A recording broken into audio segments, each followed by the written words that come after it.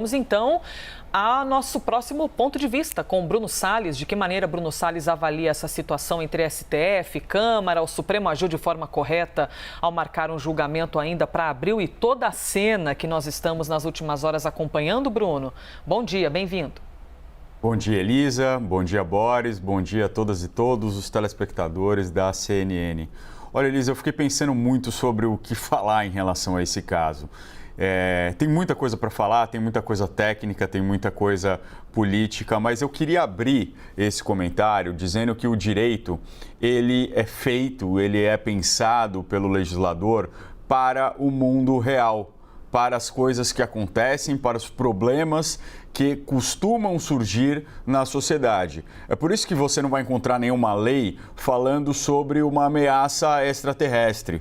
Você não vai encontrar nenhuma lei falando sobre monstros marinhos ou sobre a relação com criaturas mágicas. Você não vai encontrar esse tipo de lei, porque não são coisas da realidade. O problema é que, a partir de 2018, nós permitimos que coisas bizarras e grotescas entrassem na nossa vida, na nossa sociedade, e o nosso ordenamento jurídico não está pronto para lidar com isso, porque isso sequer deveria existir. E é essa a indignação que eu vejo no meu colega Boris Casoy no seu comentário. Isso não deveria existir, né? São situações que o ordenamento jurídico não vai estar pronto, porque elas são muito surreais, elas passaram da realidade, elas estão naquele realismo fantástico, e eu já brinquei isso uma vez aqui na CNN e brinco de novo. Se o Gabriel Garcia Marques tivesse nascido aqui no Brasil, talvez ele não vendesse um livro, porque os contos fantásticos e maravilhosos desse autor literato, eles parecem até mais críveis do que acontece no Brasil cotidianamente, principalmente depois de 2018, né? Um pouquinho mais atrás, principalmente depois de 2016, ou talvez depois de 2013, quando parece que as coisas começaram a virar de cabeça para baixo.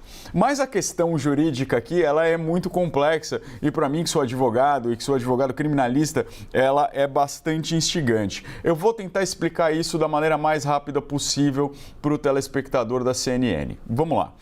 Até 2011, a única cautelar em direito penal era a prisão preventiva. Então, se você era acusado de um crime, ou você respondia esse crime preso, ou você respondia esse crime solto. Não tinha nenhum meio termo, e vocês podem imaginar o quanto é uma situação aí injusta.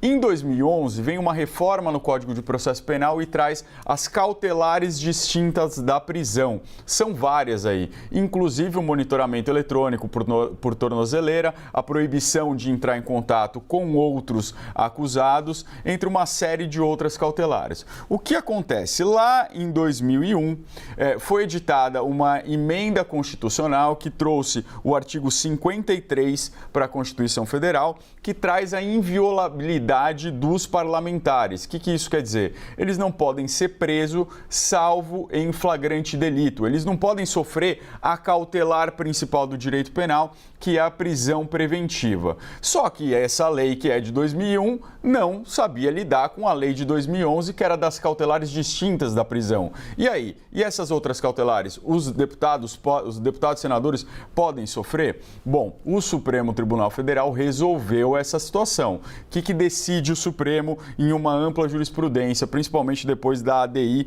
5526? Que o Supremo pode decretar essas cautelares independentemente de autorização do Congresso, uma autorização a posteriori, quando ela não atrapalhe o mandato parlamentar, tá? Se ela atrapalha, como por exemplo a cautelar de afastamento de função, nesse caso aí o Congresso tem que ratificar em 24 horas. O que acontece nesse caso do Daniel Silveira? E aqui eu não vou entrar no processo, tá? Eu não sei o que está acontecendo, eu não sei quais são os recursos da defesa, a gente não pode falar sobre o processo em andamento. A gente pode falar sobre as coisas que a gente viu aí na imprensa. O Daniel Silveira publica aquele vídeo lá atrás, é um vídeo xingando o ministro Alexandre de Moraes, xingando o Supremo, falando das instituições que tinha que fechar. Bom, ele é preso em flagrante, um flagrante muito duvidoso, mas que tem juristas aí de grande escola que eu respeito muito, como Juarez Tavares, como Lenny Streck, que consideram aquilo uma situação de flagrante. Ele é preso em flagrante, o Congresso, por maioria,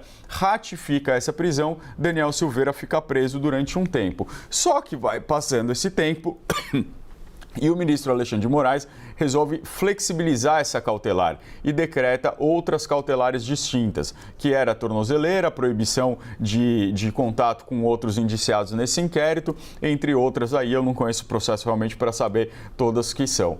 E o Daniel Silveira, ele começa a descumprir essa cautelar. No mundo real, onde o Código de Processo Penal está preparado para isso, se você descumpre uma cautelar ou se você se nega a colocar a tornozeleira, você vai para a cautelar mais gravosa, você vai ser preso. Só que nesse caso ele é deputado e ele não pode ser preso, né? Salvo em flagrante. Podia se considerar que essa prisão já estava autorizada pelo Congresso, mas aí a gente entrar numa discussão jurídica ainda mais complexa. O fato é que está se trabalhando em um terreno muito arenoso, que chegou a uma conclusão por meio de uma solução que também não está no Código de Processo Penal, veja só, que é a imposição de uma multa. Isso não é uma cautelar, multa, essas astrentes, como se chama no direito civil, é muito própria ao direito privado, mas não ao direito penal. Mas a solução disso, para todo esse imbróglio jurídico, foi no final, não entre uma disputa entre os poderes, não entre uma solução acordada, foi a hora que pegou no bolso do deputado, e aí ele aceitou colocar a tornozeleira e agora deve ir para casa e esperar o seu julgamento lá. Elisa, olha, tá difícil compreender essa realidade do Brasil. Se é que a gente está vivendo uma realidade, eu já não sei mais. Por isso que é tão bom quando a gente se agarra na ficção. E é ótimo ouvir quando você cita autores, Boris, que eventualmente cita George Orwell, e você citando Gabriel Garcia Marques, né? Quando a gente lê 100 Anos de Solidão, quando a gente lê Crônicas de uma Morte Anunciada, quando a gente mergulha na ficção, acho que está mais fácil de sobreviver a essa realidade, hein, Bruno? Extremamente mais fácil, Elisa. É muito mais crível, né? É muito mais crível. Enfim, fiquemos sempre com a literatura. Essa ficção, às vezes, é mais digesta. Até já, viu, Bruno?